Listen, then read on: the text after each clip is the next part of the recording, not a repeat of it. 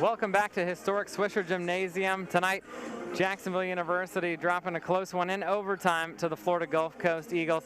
I am now graciously joined by Coach Yolett McPhee-McCuin. So thank you for joining us. I know this is a tough one, obviously, in overtime. Just looking at some of the statistics right off the bat. In the first half, 8 turnovers for the Dolphins. So obviously you had to be, as a coach, obviously you want 0 turnovers, but as a realist. Yeah. And then to finish the game with 21 turnovers. What do you think the biggest difference was in the second half? I thought even despite the turnovers, I thought we controlled the game for the 3 quarters. In the fourth quarter, our starting point guard went out with foul trouble, and I had to hold her off. That really hurt us, and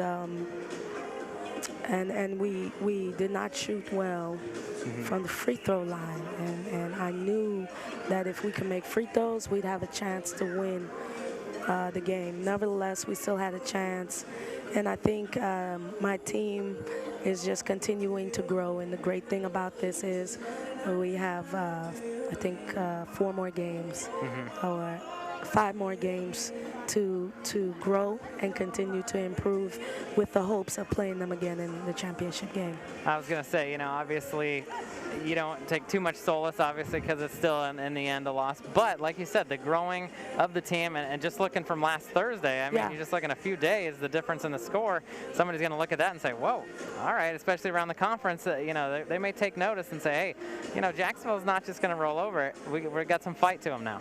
Yeah, let me tell you something. First of all, Florida Gulf Coast is a great team. That's Definitely. First of all. Second, they have 9 seniors. Those kids know how to win. When it came down to the overtime, they shifted in another gear, and that was the difference. And I have 1 senior, and so we're just going to continue to grow. This loss hurts. And I'm not one for moral victories, but there's definitely a lot of things we can take from this and, build on. And like you said, Atwater, Haas, and Knight, all seniors, they all struggled throughout the game, and then when it counted, they hit those big baskets, right? And that's something, like you said, with the maturation of your team, is that happens as well.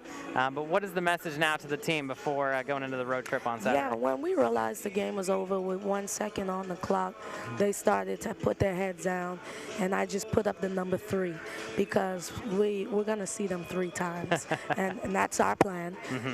I'm sure other teams have other plans, but for us, we plan on seeing them for a 3rd time. And I was just proud of our fight.